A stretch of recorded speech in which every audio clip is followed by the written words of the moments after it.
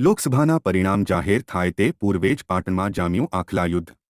પાટણ નગરપાલિકાની રખડતા ઢોર ડબ્બે કરવાની ઝુંબેશ ફક્ત કાગળ પરની હોય તેવી પ્રતીતિ પાટણ શહેરના જાહેર રસ્તાઓ પર અવારનવાર જોવા મળતા આખલા યુદ્ધના દ્રશ્યો પરથી લાગી રહ્યું છે। હજુ લોકસભાના છેલ્લા ચરણનું મતદાન બાકી છે અને ત્યારબાદ 4 જૂને તેના પરિણામ આવવાના બાકી છે। ત્યારે પાટણ શહેરના અંબાજી નેળિયામાં સાંજના સમયે બે આખલાઓ વચ્ચે તો જાણે કે સત્તાની સાંઠમારીનું યુદ્ધ જામ્યું હશે કે કેમ તે બાબતે ચર્ચાએ જોર પકડ્યું છે। લોકોની ભારે અવરજવરવાળા અંબાજી નેળિયા વિસ્તારમાં જામેલા આખલા યુદ્ધને લઈ લોકો ભયમાં મુકાયા હતા। ત્યારે આ આખલા યુદ્ધને શાંત પાડવા છૂટા હાથે પથ્થર મારીને લડતા આખલાઓને ભગાડતા આ વિસ્તારના વેપારીઓ સહિત રાહદારીઓએ રાહતનો દમ લીધો હતો।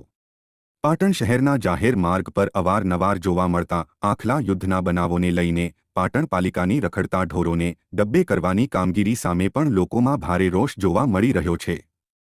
અહેવાલ અનિલ રામાનુજ, લોકાર્પણ।